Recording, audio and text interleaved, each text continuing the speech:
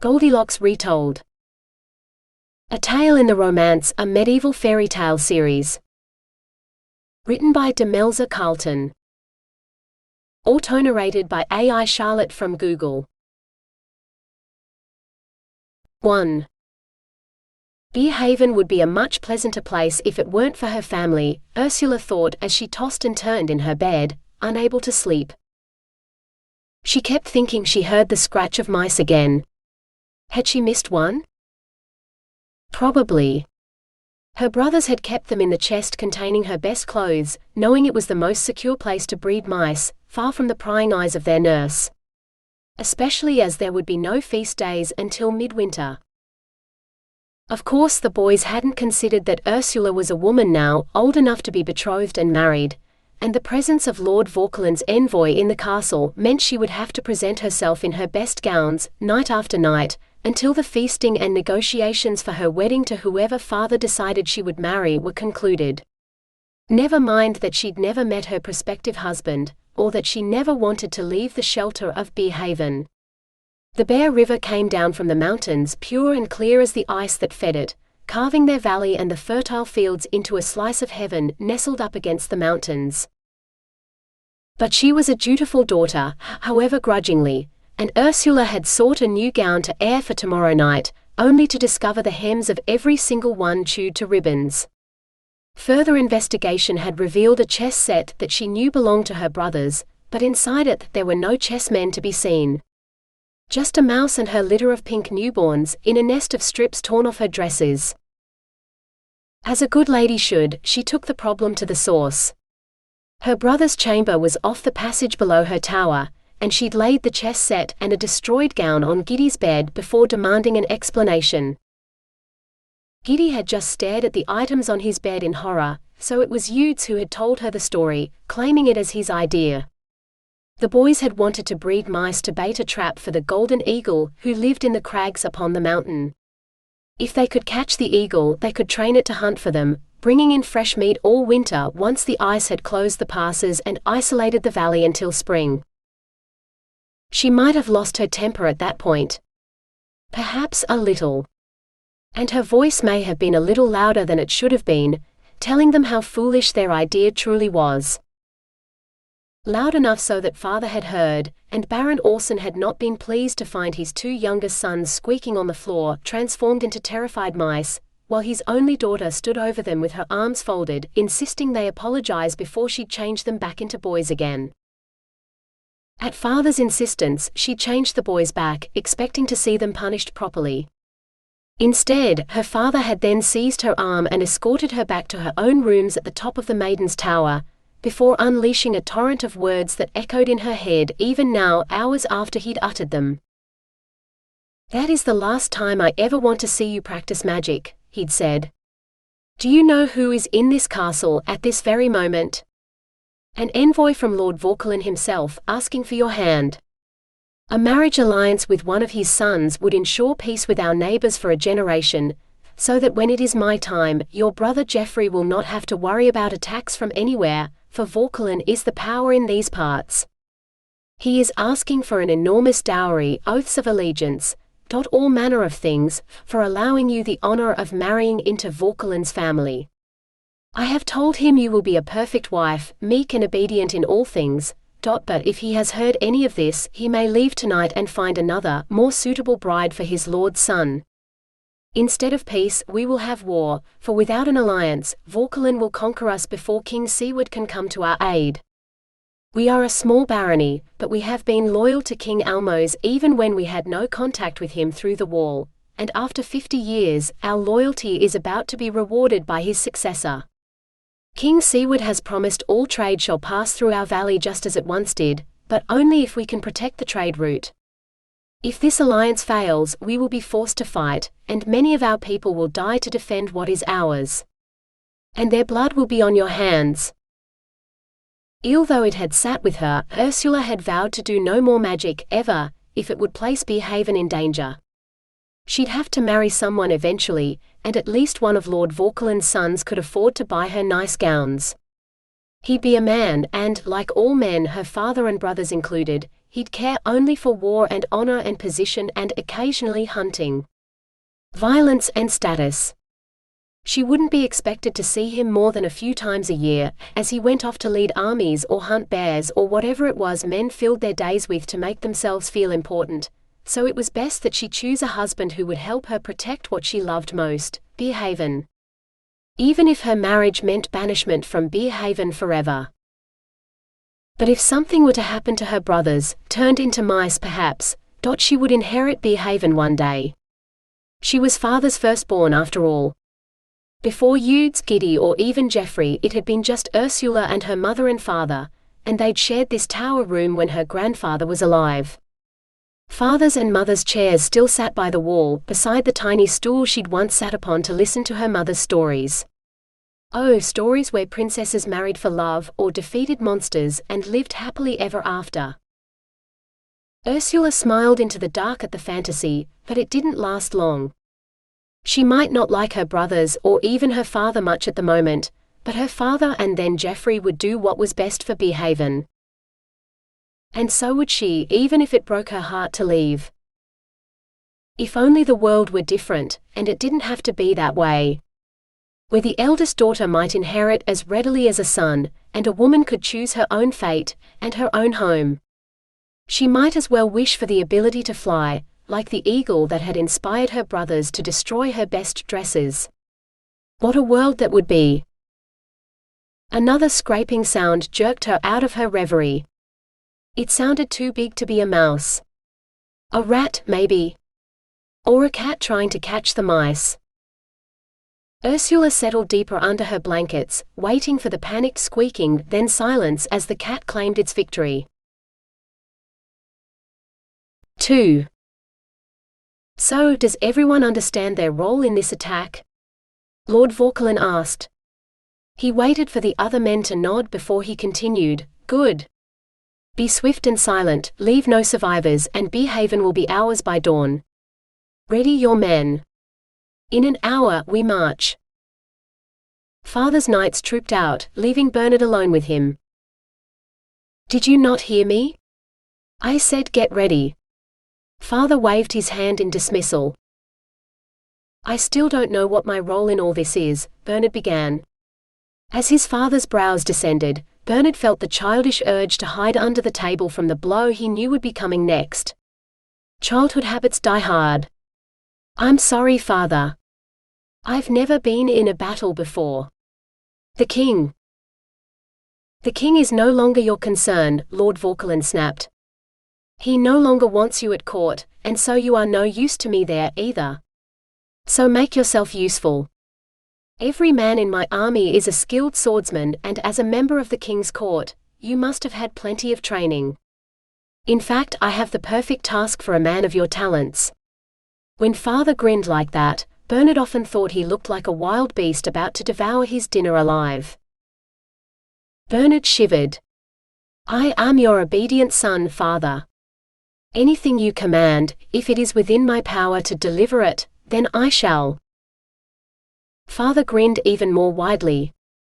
Your job is to make sure there is no one left alive in the Maiden's Tower when the sun rises. I'm sure you are man enough to defeat Baron Orson's defenseless daughters. Bernard closed his eyes. In his imagination he could already hear the girls' screams. But if the girls must die, better that they die on his sword than that of some of Father's common soldiers. Anyone else would keep the girls alive as long as possible and not kill them before dawn. He'd seen firsthand what soldiers could do. At least he would leave them their virtue if not their lives. Bernard bowed his head. Of course, Father. By dawn I shall report to you that there is no one left alive in the Maiden's Tower. Good boy, Father said distractedly, already pulling on his armor. Bernard had better do the same. The women he sought might not be fighters, but there would still be guards, and Bernard had no desire to die. There was no longer a place at court for him, but if he did well tonight, there might still be a place for him in his father's service. If he survived the night. The allocated hour sped by, and in no time at all Lord Vauquelin sent his men marching into the valley where Beerhaven lay. Bernard wanted desperately to run, to head back to the court that he knew so well. There was no honor in this. To attack like robbers in the night, to slaughter them in their beds. The Baron of Beerhaven and his family had every right to this valley, that no one had cared about until now. If he hadn't sent a message to his father about the envoy from King Seward, this backwater barony might have remained forgotten. But Bernard was his father's son, and he'd learned a long time ago to be obedient to his father's wishes. So he'd written the letter and he marched now. Marching into darkness, and he did not know what, for who could see what awaited him in the dark? The stories alone of this place were enough to terrify anyone. May heaven help us all, Bernard whispered to himself. 3. That was the scrape of a sword coming out of a metal scabbard. Ursula was certain of it. She'd heard the sound only on the rare occasions when her father had drawn his weapon. Ceremonial occasions, on feast days, when she was expected to stand in the great hall along with everyone else. No one should be drawing weapons in the castle tonight. She crept over to the window, reaching up to unbolt the shutters, but the bolt was too high. Grumbling, she dragged a chair that had once been her father's over to the window so that she could reach the stubborn bolts. Finally, she'd unfastened the shutters. She pushed them open a tiny bit. From her room in the top of the tower, she could see the castle gates and clear across the valley, but what she saw threatened to stop her heart altogether. A river of men raced across the bridge, through the gate. Invading her home. She wanted to scream at them that they would never take Beerhaven, never, not while one of her people lived, but she had to warn her family, wake them up and get them out to safety. Ursula fumbled in the dark for a gown, not daring to strike a light. She put on the first one she found, shoving her stocking feet into boots before seizing a cloak. She grabbed her dagger, wondering whether she'd need it. The clomp of footsteps on the stairs told her she would. Ursula whirled to face her visitor, trying not to let her hand shake too much as she pointed the dagger at the door. The man who emerged was breathless from the climb, doubling over the moment he reached the room. Then he straightened and Ursula saw it. The blue and gold blazon of Vauquelin across his chest. "Get out," she hissed, brandishing the dagger.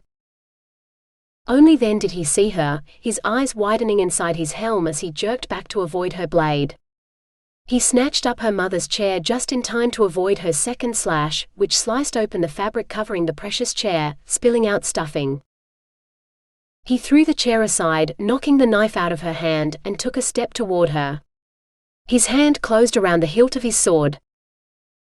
Ursula swallowed, looking desperately around the room for another weapon she could use. Curse her stupidity for not thinking to keep a collection of swords up here. All she had was her father's chair, too hard to lift, let alone use as a weapon, and her own tiny stool. She grabbed the stool by one leg, hefting it like a hammer, and whacked it against the man's sword arm. "Ow!" She laughed and advanced, whacking him with the stool when he got within reach to drive him out. What she'd do then she didn't know. She could bar the door, but then how would she get out? She needed to get down the stairs, and this Vauquelin soldier was blocking the door. She aimed her next blow at his head, but he ducked and the stool smashed against the wall, leaving her holding nothing but one leg. A leg that ended in a point. Wishing it were a dagger, she thrust it at the man's face and he jerked back. And kept going down the stairs until he hit the wall and was still. Ursula paused, waiting for him to get up, but he didn't move.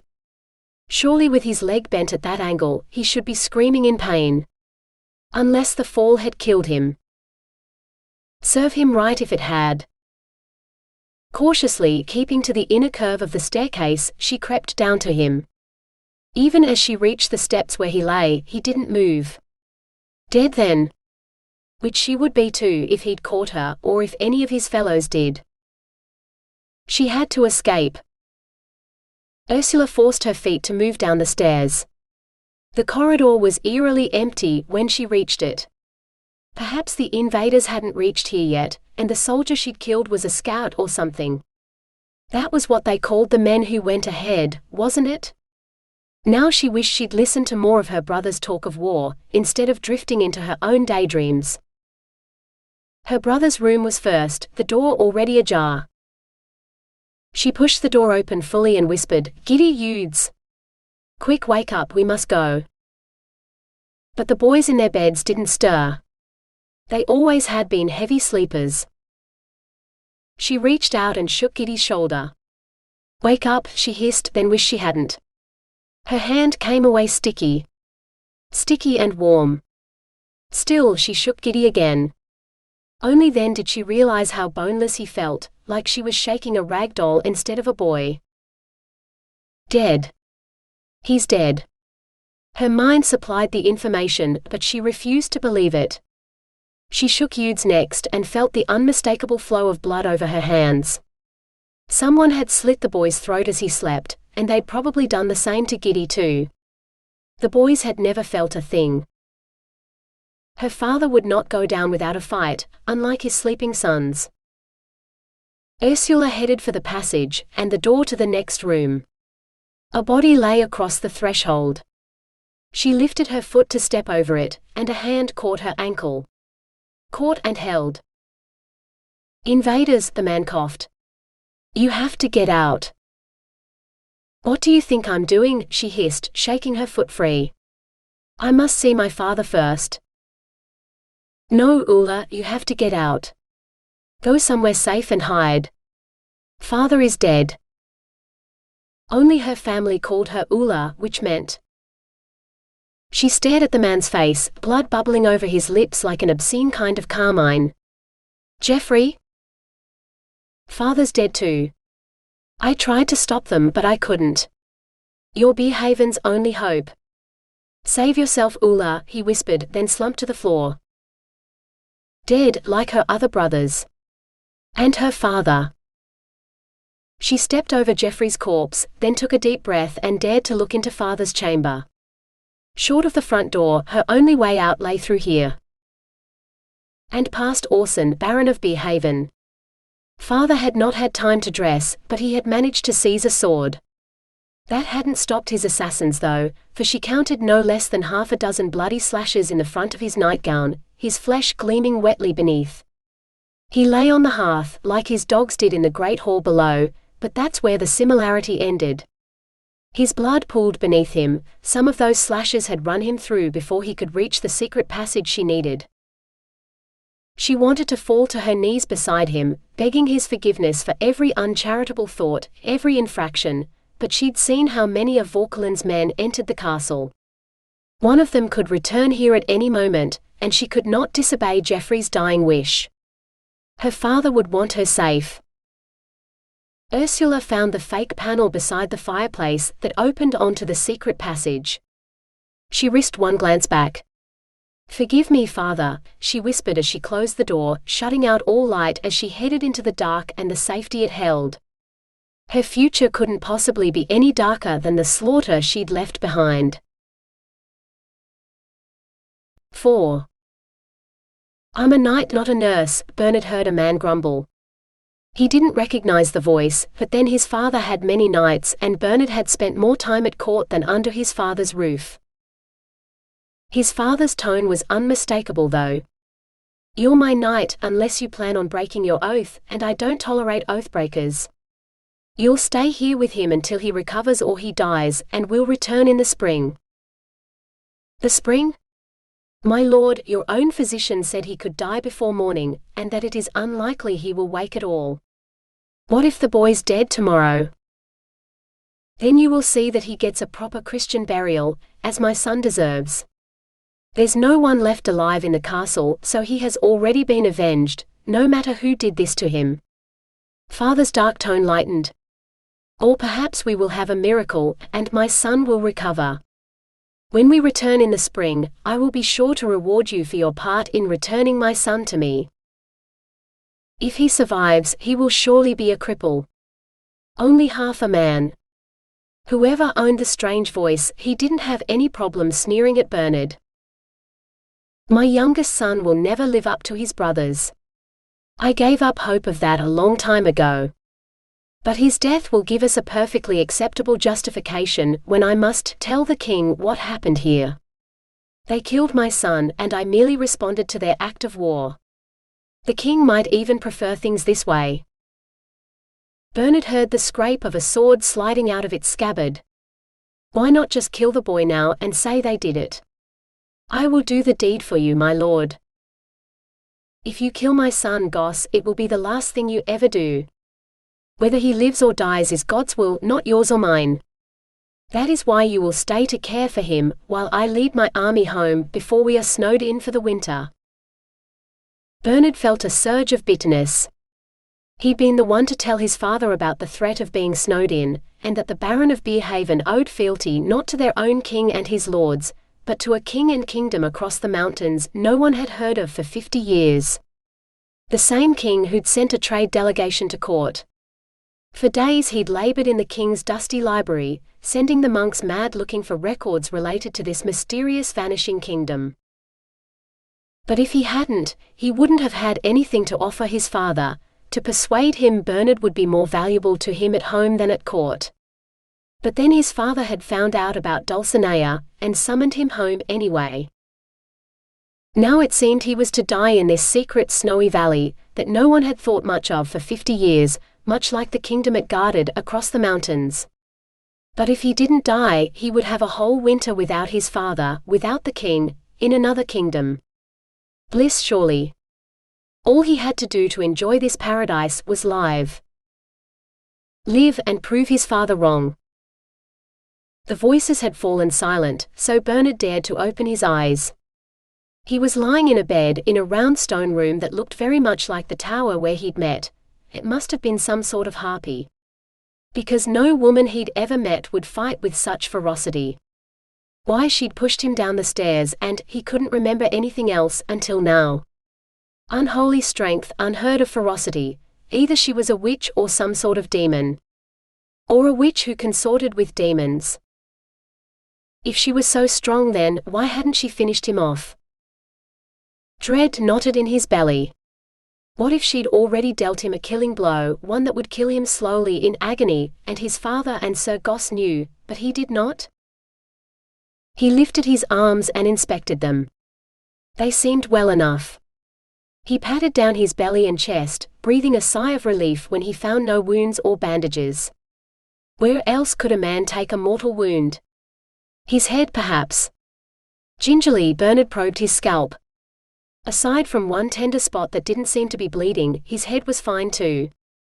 He sifted through his father's words to the night, and one closed its cold fist around his heart. Cripple. Bernard threw back the blankets and sat up. One leg was fine, sitting in all its hairy glory on the sheet. Oh, there was a bruise on his thigh where the harpy had hit him, but he'd suffered worse. It was his other leg that worried him, swathed in bandages that bound it to a plank of wood, which went all the way down to his heel.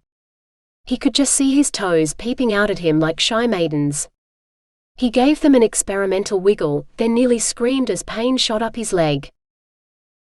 He dimly remembered feeling the same pain on the stairs, before oblivion had claimed him. Passing out from the pain, if his father heard, Bernard would never hear the end of it. Half a man indeed. Well, no man he knew had ever died of a broken leg. Some of the king's courtiers walked with a limp, especially those who had accompanied him on his holy crusade. Bernard would say it was a war wound and limp with pride. In fact, some of the men, himself included, had brought back some of their magical potion that was said to take away pain. Father's physician must have already given him something, for his leg hardly hurt at all if he didn't move it. It would wear off though, and he'd need more. Good thing he'd bought a plentiful supply of the stuff in the Holy Land, and brought it with him when he left court. But he'd left his things with the pack horses, not brought them with him. Had father thought to? Bernard scanned the room, hoping desperately for his things, but he saw nothing but chests and broken chairs, and a woman's shredded gown. The harpy's work, he assumed. What if she came back to finish him off? Bernard swallowed. He was naked and defenseless in bed, and he could not climb out to search for a weapon either. But surely if she'd wanted to kill him, she'd have done so while he was unconscious, he reasoned. He could see sunlight through the window, though there was no warmth to be had from the wintry light. She'd had hours, and he was still alive. Taking a deep breath, Bernard swore that no matter what happened, he would survive. The day, the week, the winter, whatever it took. He would build his strength, so that when his father returned, he would have the courage to be the kind of man who would make his father proud. Not the weakling half-man his father thought he was. He'd better not tell his father about the harpy, though. His father would laugh himself sick at that. His belly growled, reminding him that he had yet to break his fast. He hoped someone would bring him food soon. 5. Ursula sensed rather than saw the secret passage open up into a space so wide it could only be a cave. The escape route was older than the castle, for the current keep had been built on top of it. Her grandfather had told her that their people had once lived in caves. When the snow on the mountains was deeper, the river had flowed higher and they'd shared the valley with bears. She'd believed the tales when he told them, but her brothers had only scoffed at them. Of course, Giddy and Eudes had promptly announced that if there were any bears left in Beerhaven, they would hunt them and use their skins to warm their beds. Beds that were cold now and would be forever, for her brother's boasting had been silenced by some foul hand. Ursula dashed away tears, glad no one could see them in the dark. There was no one left to see them. Better to think about bears than her brothers. Her grandfather had said she would know when the secret passage brought her to safety, because the bears would guide her. What bears she'd see in the dark she didn't know, but she did know she'd been walking most of the night, and still she didn't feel safe. If only she could transform herself into a bear, not the man-sized ones she'd heard lived in the mountains, but the huge ones that her grandfather's tales told about. 3 times the size of a man and weighing 3 times that again. Such a bear would have to live in a cave, for he wouldn't fit through the door of a house. A cave like this one. Ursula quickened her step, wanting to get out of this huge space to where she could touch the walls again. Somewhere safer, where no one and nothing could come at her out of the dark. Was there light up ahead? She headed for it instinctively, never considering that the light-bearer might be one of Vauquelin's soldiers. Luckily for her, the tunnel she entered was empty. A hole in the rock above sent down a shower of watery daylight. Dawn, Ursula realized. She'd been walking all night. No wonder she felt like her body had turned from flesh to stone, almost too heavy to drag another step. The dimly lit passage walls had a reddish tinge to them, like dried blood, but a closer examination revealed that the red was patchy. If Ursula squinted at it hard enough, it almost looked like a herd of horses, running in the same direction as she was headed. Following the horses seemed like as good an idea as any, so she did. There were more holes now, some in the ceiling above and some in the walls, so she could see when horses gave way to deer and some sort of large shaggy cow. All running away from something, like she was. Running to safety and not death, she hoped fervently. Her tunnel opened out onto a wider passage. One way led into the dark, while the other headed toward daylight. Ursula chose daylight, but she hadn't gone 3 steps before she came face to face with a bear. She let out a whimper of fright before she clamped her lips together, praying that no one had heard. The bear certainly hadn't, for it was just a picture on the wall. How anyone could draw a bear on a wall that looked like it was snarling at anyone who approached, Ursula didn't know. Another 3 steps carried her past the picture, and she turned to look again. Now the bear didn't look fearsome at all. It appeared to be staring down the passage into the darkness expectantly, sniffing the air. Behind him, more horses galloped toward her, heading into the cave, not out of it. Whoever had painted these pictures wanted her to take shelter down the dark passage, and not leave the cave. Her grandfather. Or someone even older, for who knew how old these tunnels really were. The only bear who wanted to guide her was painted on the wall, and he made it clear she should stay in the cave. Perhaps she should. At least she could lie down and attempt to get some sleep. After a rest, when the sun had climbed higher in the sky, then she could see what lay outside, and whether it would be safe to go home. Decided, she trudged into the dark. As she rounded the corner, so the bear vanished from sight, the air seemed to grow warmer with each step, like she was approaching a chamber with a fire. But a fire would give light, and the only light came from behind her, so she stuck her hands out in front of her to feel the way. Her fingertips touched cold stone, and finally, Ursula stopped. The wall curved here, as far as she could reach, and she was too tired to take another step. So she lay down on the ground, tucking her cloak around her as closely as she could, and closed her eyes. Sleep was waiting.